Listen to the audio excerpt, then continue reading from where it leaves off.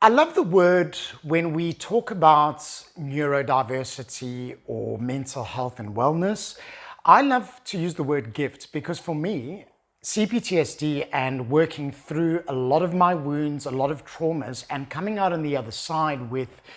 not just a level of consciousness to enable me to thrive, but also very deep empathy for other people. Now, when we train other change managers, there's a lot of different models and toolkits out there that go around a change curve, but ultimately,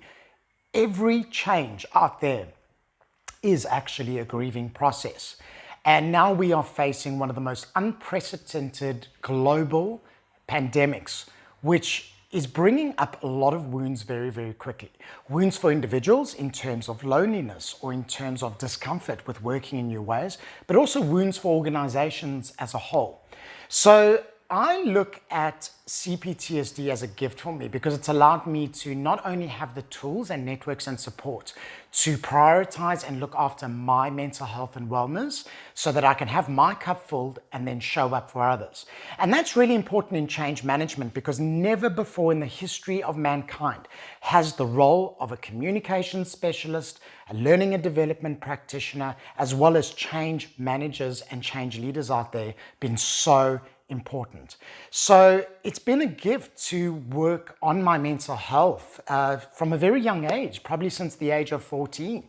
And that allows me to then show up, just like I'm telling all the change managers in our community, in my team, as well as all the change managers we train and coach. That it is now important for us to prioritize our own mental health. And that's the gift for me, is first focus on yourself, get yourself and your own cup full, and then show up for others. Because change managers out there, we need to be shining our light on others because organizations are in pain now, individuals and families are in pain now, and teams are going through a lot of discomfort and pain.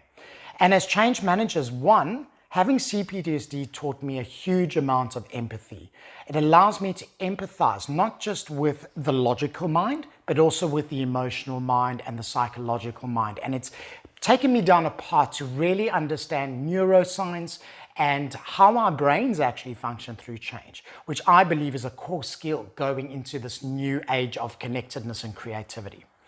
Two, it prompts me into action. Every single change project I've seen fail is because of inaction. You can have the best laid plans, you can have the best methodologies, you can have a doctorate behind your name as a change manager, but ultimately, clients only care about the result, and results take action and focus and energy. So growing up with cPTSD has given me an amygdala that helps me quickly digest and understand